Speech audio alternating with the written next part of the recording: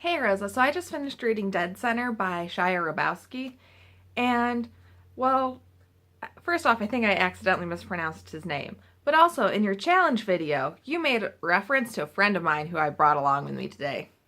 Yep, I still have my head. And, I mean, he's kind of not really what you see on TV, but to be honest, I think I was about 10 at the time, and I didn't actually read the directions, so this is why you should always read the directions, kids. And, I mean, also, clay is to Anna as paper mache is to Rosa. Yep, I went there to your arts and crafts class from college. Thankfully, it was just a participation grade. Anyways, Dead Center by Shiya Ribowsky, whose name I'm pretty sure I just mispronounced again, is about a man who works for the Office of the Medical Examiner for New York City. And he works in a role that's kind of like triage for the medical examiner's office, where when there's a report of a dead body, he gets to go out to the scene and investigate what went on in the scene to decide whether or not it's a body that needs to be autopsied or not.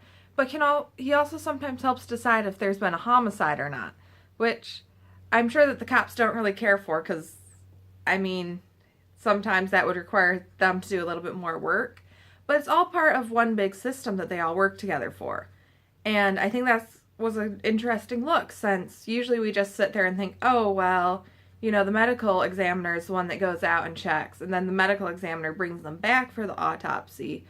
But that's not always the case, because that would be way too much work in some instances for medical examiners. So these medical scene investigators go out and take a look around and see and make determinations with the police department about what happened. And sometimes they agree, sometimes they disagree, but in the end it's all about deciding, you know, what happened and if there was a public health risk going on. So this book was pretty good. I mean, I liked a lot of the things that he talked about. The problem was he tended to get hung up on some details that, while I'm sure they were very important to him personally, I just didn't really care about as the reader. And so it kind of would knock me out of the book a little bit.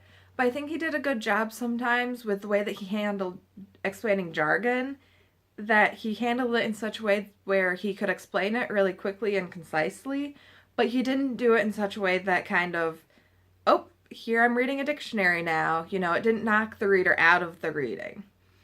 So, anyways, Dead Center, I'd give it a 4 out of 5 stars. It was a little wonky at some points with the writing style, but otherwise a pretty good book.